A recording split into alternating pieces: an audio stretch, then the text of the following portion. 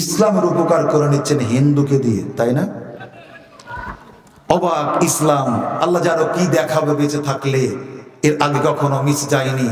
আপনাকে বলি, আপনার সমাজে জেনাকার মানুষ আছে, আপনার সমাজে সুদখোর মানুষ আছে, আপনার সমাজে ঘুষখোর মানুষ আছে, আপনার সমাজে বেনামাজি মানুষ আছে, আপনার সমাজে পশুর সাথে জেনা করেছে এরকম মানুষও আছে। তাকে আপনি কিচ্ছু বলেন না, অথচ চাউল দিয়ে ফেতরা দিল তাকে সমাজ থেকে বের করে দিয়েছেন। তাহলে সুদ খাওয়ার চাইতে কি চাউল দিয়ে ফেতরা দেওয়া আপনার কাছে খুবই খারাপ? বোঝাতে পারি না আপনাদের, কথা বলছেন না কেন? একটা মানুষ নামাজ পড়ে না, এই বেনামাজির চাইতে নামাজের পরে ইমামের পিছনে সূরা ফাতিহার সময় আমিন বলা কি খুবই খারাপ? বোঝাতে পারি না আপনাদের। সুদ খাওয়ার চাইতে ফাতিহার শেষে আমিন বলা কি খুবই খারাপ? তাহলে সুদখোরকে কিচ্ছু বলেন না, জুমার দিনে মসজিদের প্রথম কাতারে থাকে, আর এই আমিন বলে মসজিদ থেকে ঘাড় ধরে বের করে দেন কেন? বোঝাতে পারেনি। পশুর সাথে জেনা করে সমাজে বসবাস করে, কিচ্ছু হয় না তার, আর আপনি চাউল দিয়ে ফেতরা দিয়ে সমাজ থেকে বাদ দিলেন। আপনাকে এই ক্ষমতা কে দিয়েছে? বিশ্বাস করুন, নোংরামির একটা শেষ আছে। ইমাম আবু দাউদ রাহিমাহুল্লাহ বলেছেন, পৃথিবীতে যদি সালাফরা না থাকতো, আহলে হাদিসরা না থাকতো, বহুদিন আগেই দুনিয়া থেকে ইসলাম মিটে যেত। হুজুর যা বলতো সেটাই ইসলাম হতো। আসলে সেটাই কি ইসলাম? যাত্রার মঞ্চে কোরআন তেলাওয়াত করে উদ্বোধন করা হচ্ছে, এটাও কি ইসলাম? সিনেমা তৈরি করে হুজুর ডেকে মিলাদ পড়ে দোয়া করা হচ্ছে, আল্লাহ এই সিনেমাকে তুমি সফল করো, এটাও কি হুজুর না কুকুর? কথা বলেন। তাহলে এর বিরোধিতা করছে যারা, তারাই আহলে হাদিস, তারাই সালাফি। ইসলাম আগে জানেন, তারপরে বোঝেন। বলছিলাম, চতুর্থ খলিফা, তৃতীয় খলিফা যখন নির্বাচিত হচ্ছেন, ওমর রাদিয়াল্লাহু তাআলা আনহু তার ক্লান্তি লগ্নে একবার দাঁড়াচ্ছিলেন, একবার বসছিলেন। তাকে জিজ্ঞেস করা হলো, আপনার ইন্তেকালের পরে খলিফা কে হবেন? তিনি বলছেন, আমিও তো তার চিন্তা করছি। শোনো, 6 জনের নাম তার কাছে বলা হলো। 6 জনের এক একটা করে ত্রুটি তিনি বিশ্লেষণ করলেন। তার কাছে বলা হলো, উসমানের ব্যাপারে আপনার অভিমত কি? তিনি বললেন, তাকে যদি খেলাফত দেওয়া হয়, জনগণ তার দিকে না দেখে মানুষকে হত্যা করবে। তার সম্পর্কে বলা হলো, আলীর ব্যাপারে আপনার মতামত কি? তিনি বললেন, তিনি ছেলে ছোকরা মানুষ, তবে দায়িত্ব দিলে পালন করতে পারবে। বলা হলো, আব্দুর রহমান ইবনে আউফের ব্যাপারে আপনার মতামত কি? তিনি বলছেন, তুমি কতই না উত্তম মানুষটার কথাই না বললে, তবে তিনি যে দুর্বল। এইভাবে 6 জন মানুষ যখন সিলেকশন হলো, তিনি বললেন, এর মধ্যে থাকবে আমার বড় ছেলে আব্দুল্লাহ। 6 জনের সাথে একজন, 7 জন। গণতন্ত্র আপনাকে বোঝাচ্ছি, আপনি যে গণতন্ত্র বুঝেছেন এটা গণতন্ত্র নয়। 3 জন যদি 2 দিকে হয়, আব্দুল্লাহ যেই দিকে মতামত দিবে সেই পক্ষের খলিফা হবে। তিনি ইন্তিকাল করলেন, 3 জনের ক্ষমতা গুটিয়ে আনলেন, 2 জনের করে ভাগ করা হলো। আব্দুল্লাহ আমর ইবনুল আস, সাদ বিন আবি ওয়াক্কাস এর সাথে যারা ছিল তিনি তাকে দিয়ে দিলেন। উসমানের সাথে যার জুটি ছিল উসমানকে দিয়ে দিলেন। আলীর সাথে যার ছিল তিনি আলীকে দিয়ে দিলেন। আব্দুর রহমান ইবনে আউফের সাথে যার ছিল তাকে দিয়ে দিলেন। ভাইয়ের আমার, 6 জন প্রার্থী কমে আসলো, বলেন কমে আসলো 3 জন। একজন আব্দুর রহমান ইবনে আউফ, একজন উসমান, একজন আলী। 5-7 ট্রাক ভর্তি করে জনগণ নেতাকে দেখানো হয়নি, আমি তো ভোটে দাঁড়াতে চাচ্ছি না, মানুষ আমাকে ছাড়ছে না। বোঝাতে পারিনি? দেখেন নমুনা, দেখেন কোনো মনোনয়ন পত্র তোলা নাই, দল থেকে বহিষ্কার নাই, কোনো টাকা পয়সা দেওয়া নাই, কোনো মোটরসাইকেলের পেট্রোল দেওয়া নাই, কোনো দুপুরের খাবার নাই, প্রত্যেকের পকেটে 400 টাকা করে দেওয়া নাই, হোটেলের খাবার নাই। এমনিতে 6 জন প্রার্থী কমে 3 জনে এসে দাঁড়ালো। কয়জনে? 3 জনে। আব্দুর রহমান ইবনে আউফ বলছেন, আমি এ ব্যাপারে অযোগ্য, আপনাদের 2 জনের উপরে ছেড়ে দিলাম, আপনারা সিদ্ধান্ত নেন খলিফা কাকে বানাবেন। সুবহানাল্লাহ বললেন না? সুবহানাল্লাহ বলার তেজ তো হারিয়ে ফেলেছেন খালি মিছিল করে করে। কোথায় তেজ পাবেন? কোনো কিচ্ছু ছাড়া কেউ নিতে চাচ্ছেন না ক্ষমতা। থাকলেন 2 জন, একজন আলী আর একজন কথা বলেন। উসমান রাদিয়াল্লাহু তাআলা আনহুমা আলীকে ডেকে গোপনে জিজ্ঞেস করছেন, আপনি ছাড়া উপযুক্ত খলিফা কাকে মনে করেন? তিনি বলছেন উসমানকে। উসমানকে ডেকে গোপনে জিজ্ঞেস করা হচ্ছে, আপনি ছাড়া খলিফা কাকে উপযুক্ত মনে করেন? তিনি বলছেন আলীকে। কেউ যেন ক্ষমতা নিতে চাচ্ছেন না। আপনাকে বলি, এক দলের প্রার্থী আর এক দলের মার্কাতে ভোট দেয়, নাম করেন তো একটা। কথা বলেন। আপনাকে দেখায় ভোটটা দেয় না, মানুষটা মারা গেছে 36 বছর আগে, তারও ভোট হয়। মানুষটা বিদেশে আছে, তারও ভোট হয়। আপনি 14 পুরুষ ধরে বাড়িতে আছেন, জানেন না আপনার ভোট হয়ে গেছে। এটা দিয়ে হক প্রতিষ্ঠা করবেন, আপনার চশমাটা খুলে ফেলতে হবে। এটা দিয়ে গণতন্ত্র প্রতিষ্ঠা হতে পারে, হক প্রতিষ্ঠা হতে পারে না। এমনকি সৎযোগ্য একটা মুত্তাকি পরহেজ মানুষ পর্যন্ত নির্বাচিত হতে পারবে না। আপনি চুরি যদি করতে না পারেন, তাহলে গণতন্ত্রে গেলেন কেন? বহু কথা আমরা শুনেছি। এরপরে দুইজনের একজনকে এভাবে কিভাবে করবেন? আব্দুর রহমান ইবনে আউফ বলছেন, আপনারা যদি অনুমতি দেন, আমি নেতৃত্ব বাছাই কার্পণ্যতা করব না। ওমর রাদিয়াল্লাহু তাআলা আনহু মৃত্যুর আগে 3 দিন 3 রাত সময় দিয়ে গিয়েছিলেন। আর এই 3 দিন 3 রাত 6 জন প্রার্থীকে ঘরে আটকিয়ে রাখা হলো, কেউ যাতে শাড়ি নিয়ে, কম্বল নিয়ে, টাকা নিয়ে পুরো পাড়াতে ভোট সংগ্রহ করতে না পারে। 3 দিন 3 রাত শুধু সালাত ছাড়া প্রত্যেকটা সময়ে তিনি যাকে প্রয়োজন তাকে জিজ্ঞেস করেছেন। সেই সময় আল্লাহর পৃথিবীতে জালিলুল কদর অসংখ্য সাহাবী বেঁচে ছিলেন। তার মধ্যে 2 জন সাহাবী শুধু বলেছিলেন যে আলীকে খলিফা করা হোক, সকলেই বলেছিলেন উসমানকে খলিফা করা হোক। 2 জনের একজন মুগিরা ইবনে শুবা, আর একজন হলো, এই 2 জন সাহাবী বলেছিলেন আলীকে খলিফা করতে। তিনি তৃতীয় দিনে মসজিদ নববীর মেম্বারের সিঁড়িতে উঠে উচ্চ সিঁড়িতে বসালেন উসমানকে, পরের সিঁড়িতে বসালেন আলীকে। নিচের সিঁড়িতে তিনি বসে উসমানের হাতটা হাতে নিয়ে বললেন, হে আল্লাহ তুমি শোনো এবং সাক্ষী থেকো, হে আল্লাহ তুমি শোনো এবং সাক্ষী থেকো, হে আল্লাহ তুমি শোনো এবং সাক্ষী থেকো। আমার উপরে যে দায়িত্বভার অর্পণ করা হয়েছিল, আজকে আমি তা উসমানের হাতে অর্পণ করলাম। তিনিই আমাদের খলিফা। সর্বপ্রথম উসমানের হাতে যিনি বায়াত নিয়েছিলেন, তিনি হলে প্রতিদ্বন্দ্বী প্রার্থী আলী রাদিয়াল্লাহু তাআলা আনহু। আপনি দেখান তো, সবাই এই দেশের কাঙ্গাল, সবাই জনগণের সেবা করতে চায়, গণতন্ত্রকে কূপ থেকে টেনে তুলতে চায়, সেজন্য মারা যাচ্ছে কূপের ভিতরে। কিন্তু একজন তাকে হাওয়া ভবন, আর একজন তাকে সুদা সদন। কেউ কারোর সাথে দেখা বলেন, কেউ হয় না, মানে করে না। এত মিল তাদের, এত মিল, অথচ এরাই হলো গণতন্ত্রের কি ধারক এবং বাহক। আর আজকে রাতের অন্ধকারে মেডিকেলে গিয়ে খবর নিচ্ছেন তুমি কেমন আছো। সম্মানিত ভাইরা আমার, এভাবে ইসলামী খলিফা নির্বাচিত হবে। এখন আপনি যেভাবে বলছেন, যেই দেশের প্রচলিত প্রথাকে এদেশে আমদানি করেছেন, এই গণতান্ত্রিক প্রথা কোন দেশের? আমরা প্রথার বিরোধিতা করে আপনি ভুল বুঝেছেন।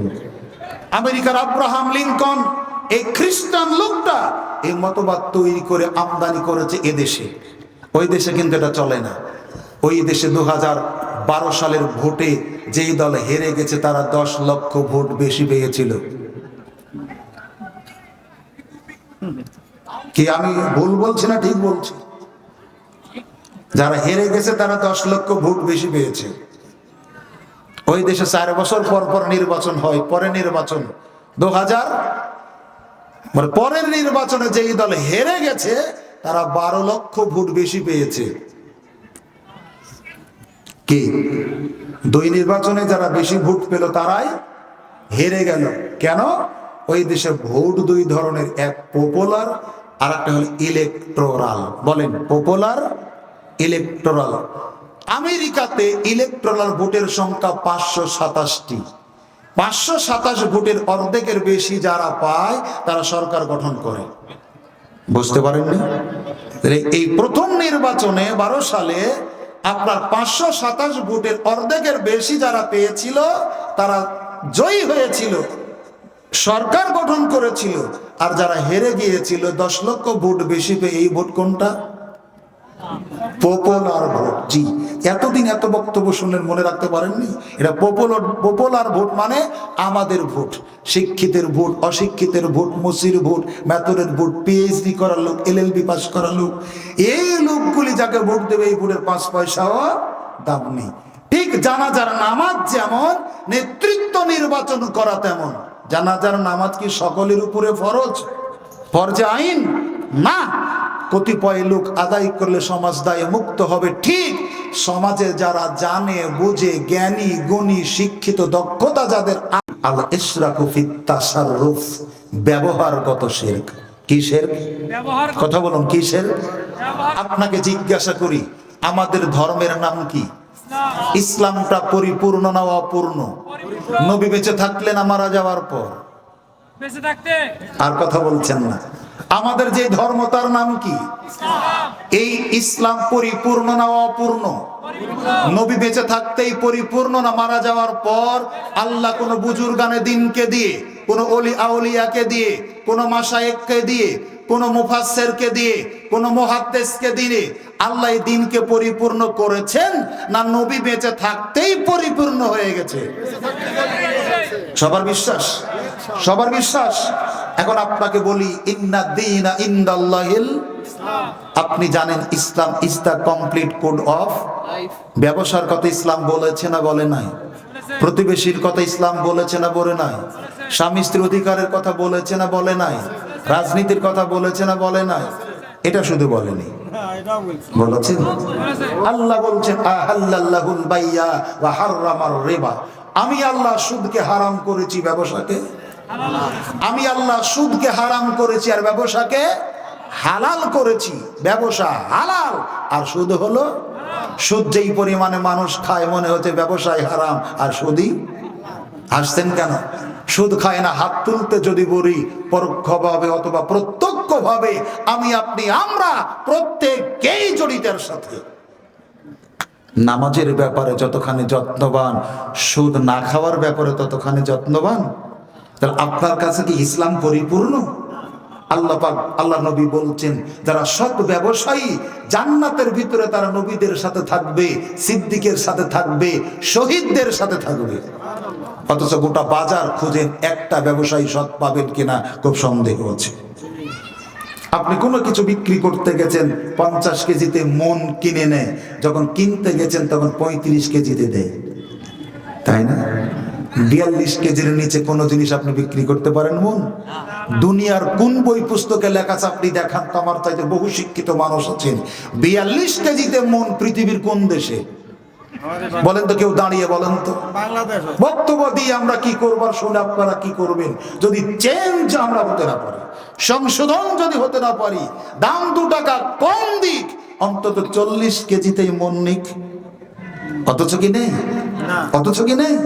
সব উলট পালট। আল্লাহ কোরআনুল কারিমে ইসলামে সুদের কথা বলেছেন, ব্যবসায়ের কথা বলেছেন। আল্লাহ রাসূল বলেছেন, ওই ব্যক্তি আল্লাহর জান্নাতে যাবে না যার থেকে তার প্রতিবেশী নিরাপদ নয়। তাহলে প্রতিবেশীর কথা ইসলাম বলেছে। আল্লাহ রাসূল বলেছেন, ওই স্বামী হলো উত্তম যে তার স্ত্রীর কাছে উত্তম। তাহলে ইসলাম স্বামী স্ত্রীর কথাও বলেছে। আয়েশা রাদিয়াল্লাহু তাআলা আনহা বলেন, 6 বছর বয়স বিবাহ হলো, 9 বছর বয়স বাসর হলো, মাঝে মধ্যে আমি ঘুমিয়ে যেতাম, জাগ্রত হয়ে দেখি আল্লাহ রাসূলের উরুরানের উপর মাথা দিয়ে শুয়ে আছি, আল্লাহ রাসূল নিজ হাতে রুটি বানাচ্ছেন। ইসলাম স্বামীর সংসারের কাজের কথাও খালি বলেননি, কিসের কথা বলেন? রাজনীতির কথা। সব জায়গাতে বলেছেন। আমরা নামাজের ক্ষেত্রে আল্লাহকে মানি, রসুলকে মানি।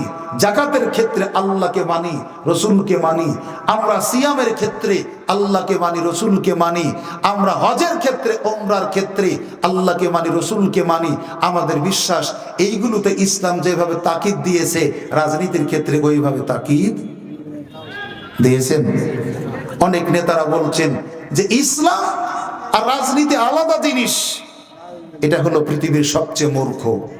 যেমন মক্কার কাফেরেরা সুদ আর ব্যবসা বোঝেনি, এই মূর্খেরা রাজনীতি আর কোরআন তেমন বোঝেনি। তবে আপনি যেটার মধ্যে আছেন এটা অত সফলদায়ক নয়। এই প্রচলিত তন্ত্র মন্ত্র এটা দিয়ে কোনোদিন ইসলাম প্রতিষ্ঠা হতে পারে না।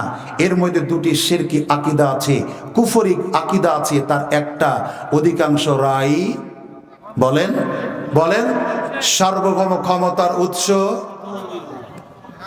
কি বলেন? সকল ক্ষমতার উৎস জনগণ। সকল ক্ষমতার উৎস কথা বলতে হবে। এবং এই কথা সামিয়ানার নিচ পর্যন্ত, বাড়ি পর্যন্ত যেতে হবে। কারো দালালি করার জন্য এখানে আসেনি। প্রচলিত গণতন্ত্রে সকল ক্ষমতার উৎসকে